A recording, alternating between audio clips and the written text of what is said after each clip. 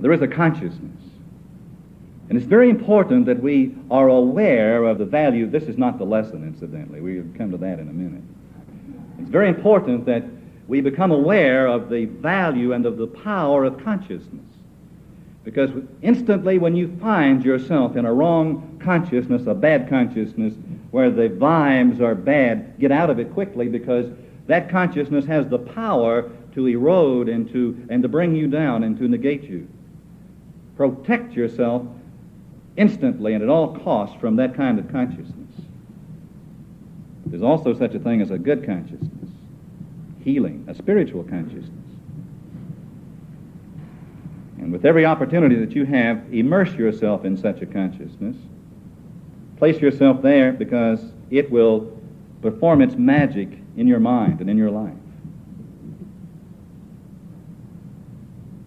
And in the power of such a consciousness, where two or more of you are gathered together in my name, saith the Lord, the Spirit, the Holy Spirit, Christ, God, there am I also. And if you and I will insert ourselves expectantly into such a powerful consciousness, that presence will speak. Not only will it speak, it will heal you, it will change you, it will very personally reveal itself to you in the ways that are important and necessary to you at the moment. And tonight it is the consciousness that will speak to you. The words that you hear will have some value, but a minimal value. It is the consciousness of God as you understand God that you invite to come into your own mind, body, and affairs. Do that now. Become a channel and know that all is well with you. Do you have the feeling? I have the feeling. All through history, mankind has felt intuitively that there is a way out. If only we could find it. You feel that. That's why you're here. You're looking for a way out and up into another dimension of life that you know exists. All of the old fairy tales tell again and again that story. Remember that Aladdin had a wonderful lamp, and he rubbed it and received the things that he wanted. And that lamp was the creative activity of his own mind. He was able to speak the word, to rub his own mind, and instantly there appeared into his life that which he wanted and needed. Remember Cinderella in the kitchen, miserable and unhappy like so many others? There may be even a Cinderella or two here with us this evening. You think you're trapped in the kitchen of your life, destined to live at that level always. But then something happened to Cinderella. A pumpkin turned into a carriage, and a pair of white rats turned into white horses, and you know the rest of the story that happened to Cinderella. And when you were a child and heard this, did you not wish that it could happen to you? It can. But don't you imagine that there must have been a change in Cinderella's consciousness first, and there was. Go back and read the story. And always men and women like you and I have felt intuitively that there was a way out of the dilemma of their experience, out of the kitchen of their lives. That it's not necessary to be angry and mean and resentful and bitter. That it's not necessary that a man should fight and grab for prosperity and for food. What is life really worth if living is a constant struggle? Remember the story of Jonathan Livingston Seagull, and he couldn't bear to be like the other gulls, fighting and scrabbling for garbage. He knew there was a way out of that experience which was normal for the flock. Men and women, and even a few seagulls, have always known intuitively that there's a way out. If only they could find it. You can't. Because it has always been seeking to reveal itself to you. You see, we have always known that God means for our lives to be noble and creative and joyous. You know that. But you've also come to know that before any outer change can occur, there must be a change in your consciousness. Not just on the surface, because most of us have lived on the surface of our lives.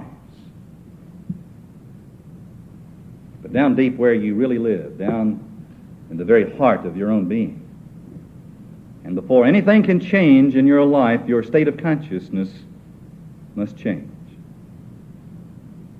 You see, all trouble, all disappointment, all depression, all limitation is merely a state of consciousness that must be changed.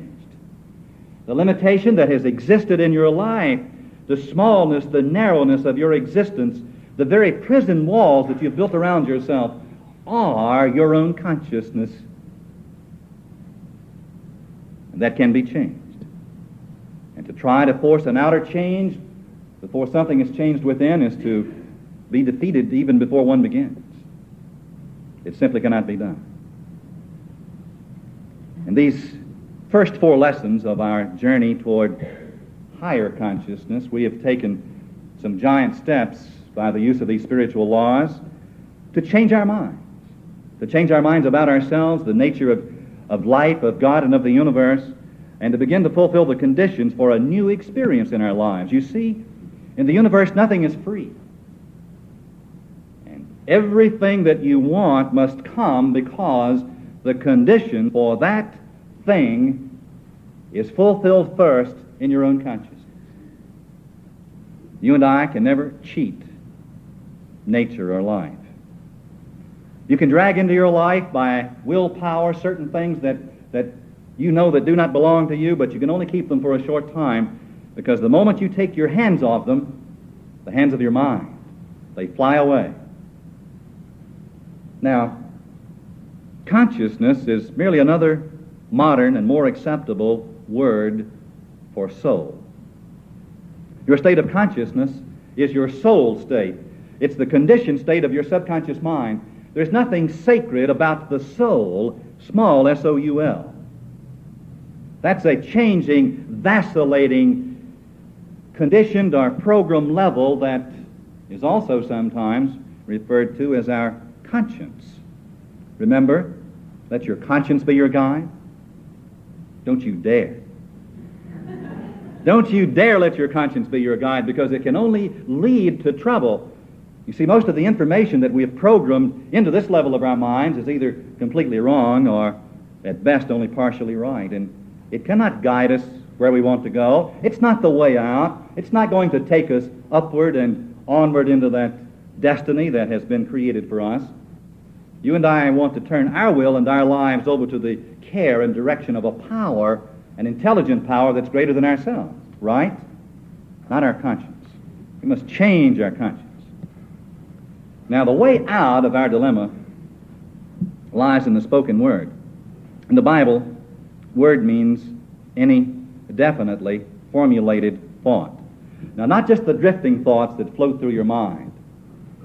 Now, the word is the creative expression or activity of your own mind, and the strongest and most creative word that you and I can speak is, I am. Whenever you and I have said in our lives, I am, then we've been calling upon the universe to do something for us, and it did. You see, your life is what you've called for, and it has been delivered to you. Now, if you were like I have been, you did not know what you were doing when you were calling for these things from life. You said, I'm tired, I'm sick, I'm poor, I'm afraid, I'm angry, I don't like this and I don't like that, and eventually there wasn't very much left to like. I'm disappointed, I'm fed up. And we have drawn, as the result of this, future trouble and limitation into our experience, except that future has become our present moment, our present life. Now remember that you don't have to use the actual grammatical form I am. You don't have to say the words every time, because every time you associate yourself in thought with anything or think of yourself as having anything, you're using a form of I am that instantly goes into expression. And I have means the same thing as I am. Whatever you and I associate with, that thing we're bringing into our consciousness. So, can you begin to see how over the years of our lives we have programmed into our minds ideas that are actually power concepts, invisible patterns that act upon the power of the mind? And by the word that you speak, by what you believe, coupled with the feeling that you have had moment by moment as your experiences have unfolded, look back and you will see how you have put thought and feeling together moment by moment, reacting to the many situations of your life, and as a result you have formed a giant living image inside yourself of what you really believe in your heart or subconscious mind that life is and that you are. And this image, or I am edge, it's no coincidence that it's even spelled the same way. Image means I amage. Becomes and continues to be what you call your life. It's your image of yourself. And your outer experiences will be nothing more or nothing less than this inner state and this inner programming that you would call my conscience, my consciousness. So your unconscious mind, or to use a better term, subjective mind, is like a giant living computer. And whatever ideas that we have programmed into this computer will remain there forever or until they have been programmed out again. Now, not only are these ideas in our subjective minds, they are alive in there. And they're very active. They control your whole outer experience constantly, moment by moment. Not only do they shape your moods, your attitudes, and your reaction to every person, every event, every experience, but these hidden concepts actually draw into your experience the kind of persons and events that become your experience. For example, have you known a very angry person, someone that loses their temper easily, and they're always drawing to themselves the very conditions that they need to lose their temper? Have you noticed that in your life? Or someone that's afraid of certain things, and the certain things that they're afraid of are always appearing in their lives. You see, these concepts draw to them their equivalent, the experience. Now, in the 12 steps that we're working with, we found a way to change our minds, to alter or to rearrange our consciousness and thereby change our lives. And in these 12 steps to a spiritual experience, we're being led along a way that goes contrary to our normal desires. And some of you have probably already found to take these steps means a deflation of the ego. Not only does it mean that we have to begin to go against much of what we have already learned and have fiercely defended in the past because we have believed that our ideas were real and valid and true, but also you will find yourself instinctively recoiling or rebelling at taking what appears to be great risks as you move into these steps. You see, we would like to find an easier, softer way. Oh, we would just love to have our good happen to us, wouldn't we? But it doesn't. This fifth step into our journey into higher consciousness is a dramatic example of what I'm talking about, as you will see when you begin to practice it. Admit it to God, to ourselves, and to another human being the exact nature of our wrongs, or exactly what we have discovered about our lives. This goes against our instincts, because instinctively we have covered up our errors, our mistakes, our shortcomings, our defects of character, the actions of our instincts run wild. For the most part, it's been all right to do almost anything, just don't get caught. It's what our instincts say. And if you do get caught, don't get caught. Lie about it. Or hide it or conceal it. And not only have we hidden from the world these things that bother us and burn us, but even from ourselves have our minds tried to blur and blot out very important areas of our living experience. You see, certain distressing or humiliating memories, we've told ourselves, ought never to be shared with anyone, and these things will remain our secret, and we hope they'll go to the grave with us. This is an instinctive, protective, reflex action of the mind. And when it happens, it's usually confirmed by the intellect that examines the experience and nods its head and says yes, and there makes a deep resolve that it will bury any and all unpleasant facts about itself from itself. It will look away out from itself. Now, in the light of truth, we learn that this is not only a dangerous resolve, but a perilous and foolish course of action that has caused many, many damaging experiences to come into our lives. You see, the things that we try to bury end up burying us, or very nearly so. And certainly, they will mean the death of our spiritual identity and our peace of mind, our joy, or any hope of demonstrating the good life in this life. The thing that on this earth we pay most dearly for is the lack of understanding of the nature of how our minds work. How to practice principles in all of our affairs. And in one important area of not understanding, the failure to clean the house of our minds is the basis of almost all of the diseases that exist in the world.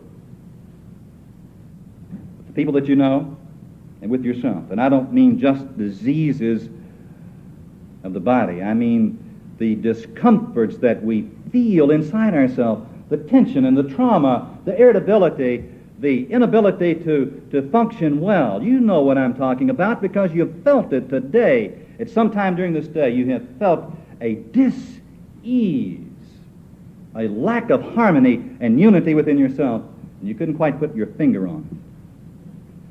Now, many people who have recovered through the application of these principles will tell you how much they have suffered, not knowing at the time where the source of their irritability or anxiety or remorse or depression was really coming from. And how, going through this experience, they would sometimes accuse even their best friends or the people that they loved the most of the very character defects that they were trying to conceal from themselves. As a matter of fact, this week, since last week's inventory, someone came to me and said this was a pattern that she has discovered in her life and never saw it before. How very carefully she has pointed the finger of her mind at certain conditions that were latent within herself, and now she sees it and has a chance to do something about it. And so we discover that relief never comes by confessing the sins of other people. Everybody has to confess his own. And the practice of admitting one's defects to another person is a very ancient practice. And it characterizes the lives of every spiritually centered and truly religious person, and certainly every great spiritual leader that has ever lived. Those people just don't hide anything. And as they move through the experiences of their lives, they pause along the way and stop and repair the things that need repairing.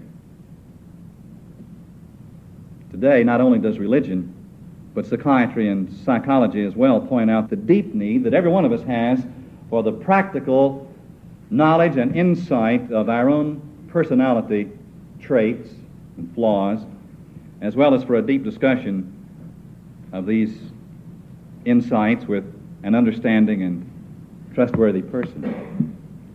Let me read to you some of the statements out of the past about this insight. Joshua, the 7th chapter, the 19th through the 21st verses. Joshua said to Achan, My son, give glory to the God of Israel and make your confession. Tell me what you have done. And Achan replied, I have sinned against the Lord, the God of Israel. For I saw a beautiful robe imported from Babylon, and some silver worth $200, and a bar of gold worth $500. I wanted them so much that I took them, and they're hidden in the ground beneath my tent, with the silver buried deeper than the rest. And they had a little experience after that, after Achan told Joshua. You can read about it if you like. The 32nd Psalm, the first through the 6th verse. What happiness for those whose guilt has been forgiven. What joys when sins are covered over. What relief for those who have confessed their sins and God has cleared their record. Sins. If there was ever a word that I did not like, it was that one, sins. And all that it really means is to miss the mark, to fall short of the goal. And we do this every day. We fall short of our capacity to function well in life. And when you do that, you have merely sinned, that's all. It's a very natural experience. But notice tomorrow, when you go out into your life, when you make a mistake, it can be a mistake in grammar or the pronunciation of a word. Simple little thing. And notice instinctively the tendency to cover it up, or if you can't cover it up, to explain it away. Notice how quickly you will jump in with an explanation of how and why that thing happened, rather than saying, I did it. Oh, the feeling that comes when you say, I did it. When you stop trying to be perfect before you are.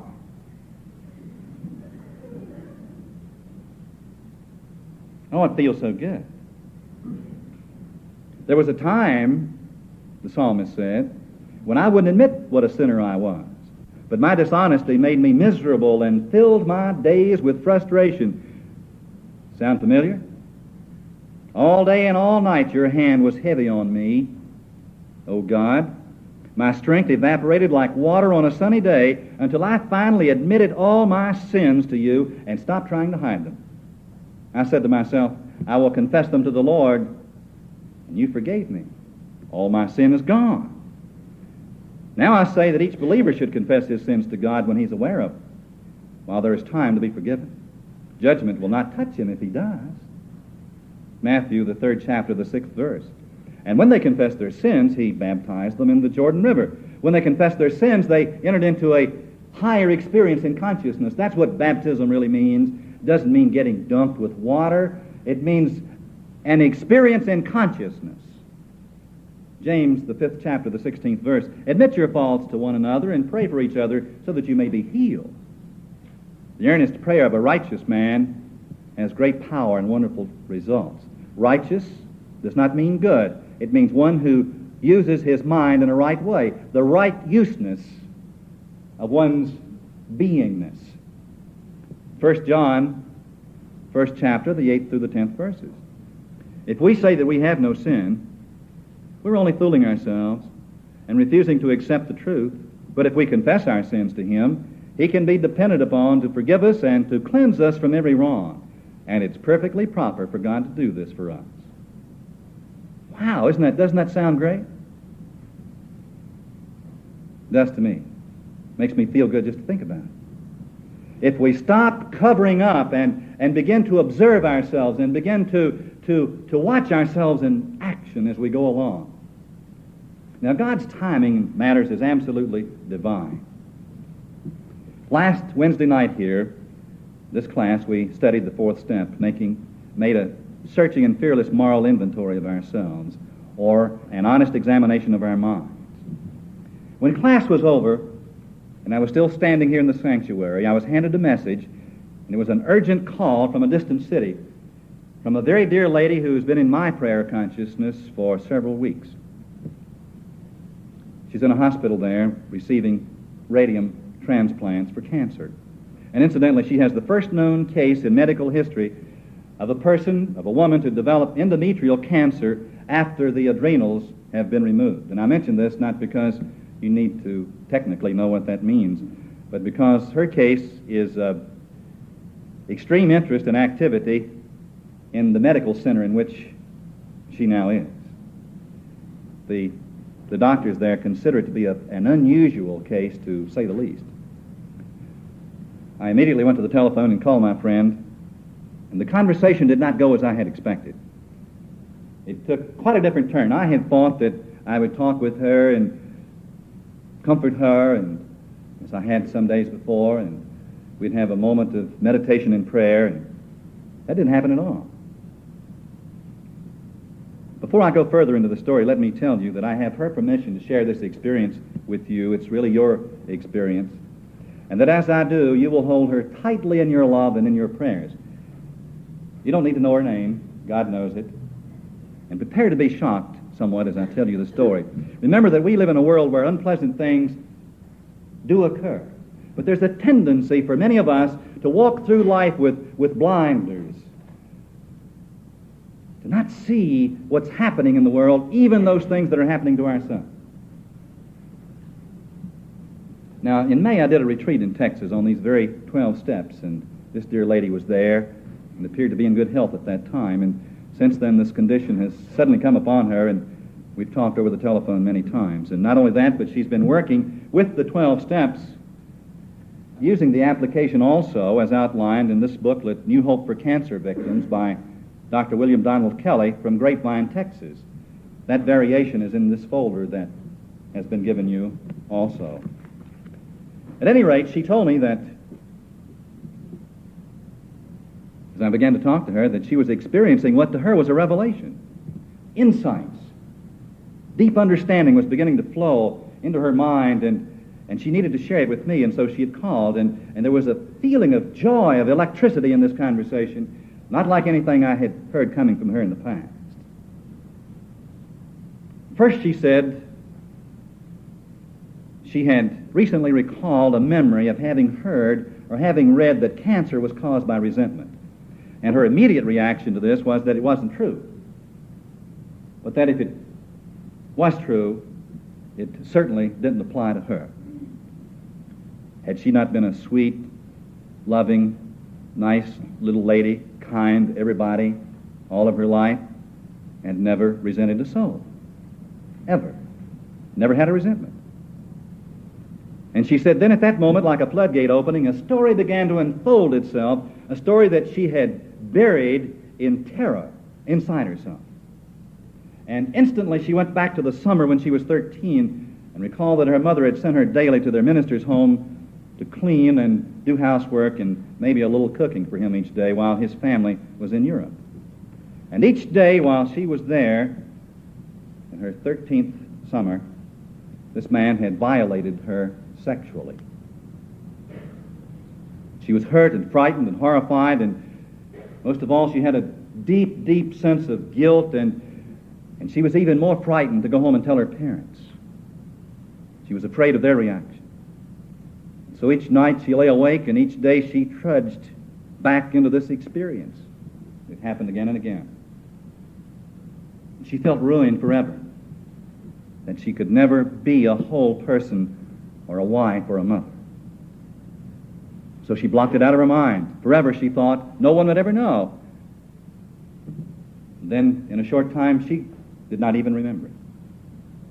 And she said she saw this, and it was like something that she had never seen before, and instantly she saw why her marriage of 25 years had been terminated. She had suffered anguish over this marriage because everything had been right in the marriage except the poor sexual relationship that had not been her husband's fault. And she said she had never been able to see this or to admit why the marriage had broken down. She said, in that 13th summer of my life, I had blocked sex out of my life forever. That I had decided in shame and hurt and anger that I was not worthy of ever being any man's wife.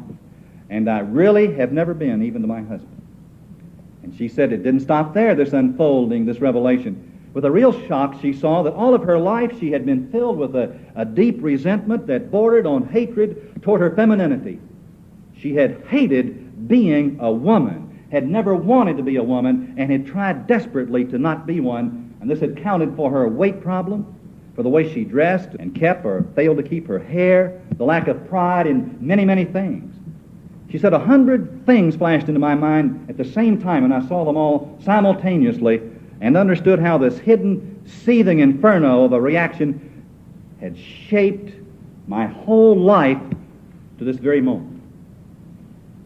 And she said instantly she understood that this unusual cancer, only one of a kind as far as the medical profession knows, had struck and was trying to consume her sexual organs of reproduction, and that it was the result of holding inside herself the guilt and animosity of the past, because she had hated and hated and hated and could not look at it.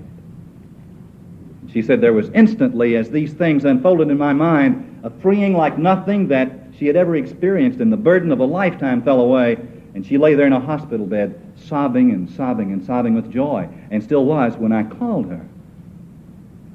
She said even then she knew this was not enough, that she had called me because she knew and was told inside herself that she had to share with another human being what was happening to her. And so in the midst of a beautifully moving spiritual experience, she had called here. The very same hour we were talking about how to take an inventory, how to begin to look at ourselves.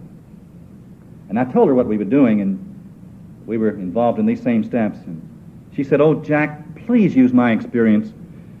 She said, "Maybe it will help one of your people to have the courage to take a good, honest look at their lives, something I could never do, and not make the mistakes that ruined my life." Well, her life isn't ruined. You know that, and I. As a matter of fact, I called her today. She's doing just great. I think she's floating about 5 feet off that hospital bed. Here is a woman now in a condition that most people being in would be filled with fear, the fear of death, and she is living there with the joy of life because of a revelation. Another person this week discovered a lifelong pattern of a deep-seated fear of being alone, not alone in a room or in an automobile riding down the road, but alone in life, alone with no family or husband or friends or so forth. And her mind went back and she saw that when her father made his transition when she was quite small, and then her mother had reacted to that in the very same way, the fear of being alone, of not being able to pay the bills, of not being able to fulfill the responsibility, and that had impressed the mind of this little girl. And then her mother died, and she was really alone. And the little girl lived on inside. But now she can change her life because her consciousness has changed. Someone else, a very, very honest person who dislikes people who lie. Have you ever disliked people who lie? Well, this person discovered that most of her life, her pattern has been to live a lie, to tell the truth about all outer things, but to never face the truth, to protect oneself at all costs so that others will not find out what really is going on inside the walls of the home or inside one's own being. Her life has been in part a lie. Another member of our class last week had the opportunity to return to her hometown and visit with a number of members of her family gathered there. And in the light of this step and these steps, she quietly listened to their conversations, hearing the old stories that she was familiar with, the things in the past, and hearing them now in a different way. And the past fell away from her because some of the things that she had thought were quite bad were not at all, and some of the things she had thought quite good were not at all. They just were. Life just is. You see, life is not bad. It's our reaction to it that has been so bad. It has been our reaction, the word that we have spoken, the thought and the feeling moment by moment that we have buried inside ourselves as patterns, ideas that live on in the form of a little girl or a little boy who still acts out that role. She said coming back to Detroit, she couldn't tell whether they drove or floated 10 feet off the ground. She's at peace, and I wish you could have seen the expression on her face. A man called me who was an alcoholic. He's been sober for 8 years, dry. He said, but I've been drunk for 8 years in my mind. I have not changed one thing. I have stopped drinking, but I still am acting out the same personality defects that I had before, and I could not see it until I began to look within myself, to observe myself. What have you seen? What have you started to see about yourself? Have there been any patterns? Have you had a glimpse, a flash, a revelation of some kind? Where are you in your unfolding fourth step inventory? Perhaps you, like me, you haven't finished it yet, and that's all right. Keep working. Go back to it with renewed enthusiasm, knowing that this principle, coupled with the other principles, has the power to change your life dramatically in a fantastic way. You see, we have the thoughts we have thought, feelings that we have felt. We have programmed the computer of our consciousness. Those ideas are there, those impressions are there. We may not think they're important, but they are. And the willingness to go back, the ability to take oneself by the back of the neck and the seat of the pants, so to speak, and say, I am going to examine myself. Now, that of itself is not enough. There will be other steps that follow, but first we must see. I've never known anyone that could correct a problem that they could not find. Now, as you prepare to take your fifth step, to admit to God, to yourself, and to another human being the exact nature of your wrongs or of the things that you've discovered about your life, the first step with the fifth step is to begin to look for the correct person for you with whom you can take your fifth step. It can be a minister,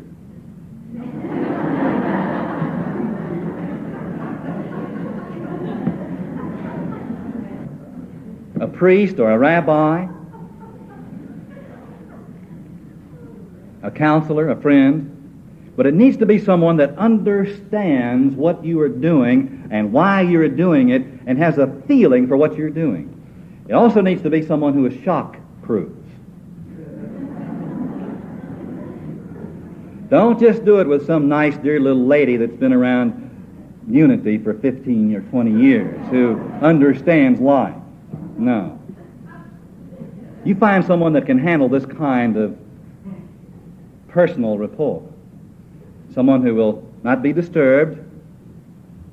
Someone in whose mind you will not be reduced. Your relationship will not be altered in any way.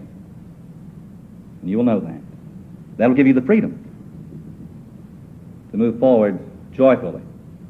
Now, having selected the person that you know you can share with, then feel free to go to them and to tell them what you have in mind. And this step frequently takes a great resolution. It takes all the willpower that you might have. You see, here again, the instinct will tell you, don't do that. What will they think? This isn't necessary. Gosh, I've got it here, and I know, and God knows, and that's enough. It isn't. Now, as you move into this experience with this person, the chances are that you'll be in for a very pleasant surprise. Because when you've carefully told them what you have in mind, and that person becomes aware of how much confidence that you're placing in them and how important this is for you, they will understand, and they will wish that they even had the intestinal fortitude to have done it first. And you'll find that as you move into your fifth step with that person, that the conversation will start easily and very quickly will become an eager conversation. Now, before you go too far in it, stop and establish in your mind the awareness of the presence of God, and in the mind of the other person too. Admit to God, to myself, and to another human being the exact nature. So as I do this, I want to be talking to someone who can hear me with love, but I also want to know that I am speaking to the Spirit of the universe as I understand the Spirit of the universe. I am speaking to the God of my own understanding, and I am saying, here am I, God, your child, revealing to you these long-kept, deep, dark secrets of my life. And providing you hold nothing back, your sense of relief will begin to mount from minute to minute, and the dammed up emotions of years will break out of their confinement, and miraculously will vanish as soon as they're exposed, and you won't even be able to remember, in most cases, how you felt a moment before. As the pain begins to subside, a healing tranquility takes its place. You see, when humility and serenity are so combined, and this is humility, it requires humility to take this action. The ego cannot do it. The ego will resist it because this is the beginning of the death of the ego, and the ego will do everything it possibly can to keep you from writing down these things that you need to know about yourself, and then to prevent you from going and sharing. Only your I am, the spiritual self of you, can move forward into this experience. So you can know with absolute certainty that this is a spiritual experience that you are having. And something else of great moment is apt to occur. There have been many, many agnostics or atheists who've taken this step out of pain alone because someone said that they would feel better. They felt for the first time in their lives, actually felt the presence of God. It happened to me.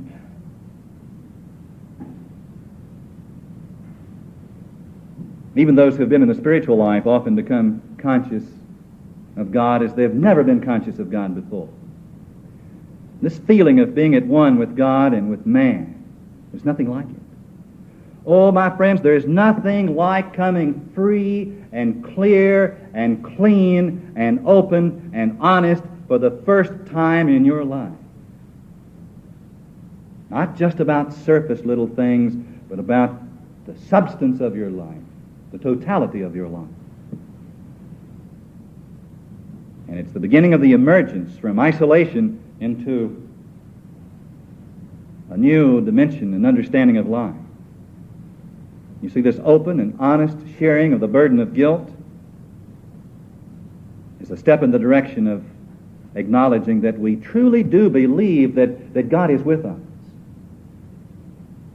Oh, this is powerful.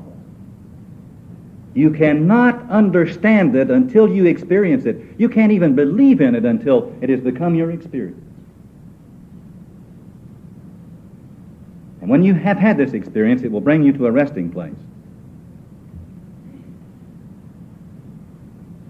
of peace, real tranquility. And you will know, as our friend from Texas did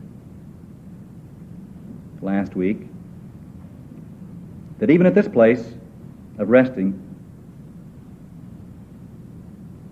you've not gone far enough. There's another step to take, and one beyond that. But in this resting place, you will find that your mind will begin to prepare itself for the following step toward a fully awakened spiritual identity. That's what we're seeking.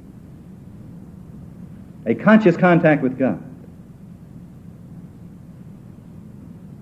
In order to have that experience, though, we must fulfill the conditions. And one of the conditions is this step. It's a life-changing step.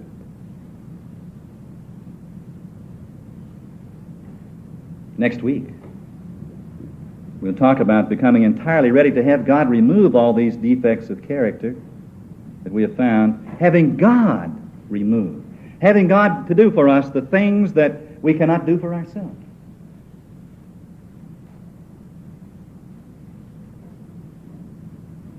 But you don't have to become involved with that step yet. Just one step at a time. And know with absolute certainty now, know with all of your beingness that you, this child of the universe that you are, this spiritual person that you are, even now that you're being guided, directed, inspired, shown. That everything that you need to know about yourself will be revealed. And you will have the strength, the energy, the understanding to move forward, joyfully forward, into your own spiritual awakening. I wish you could have felt the feeling of that dear person that called me. I have heard it many, many times in in my life from others like her.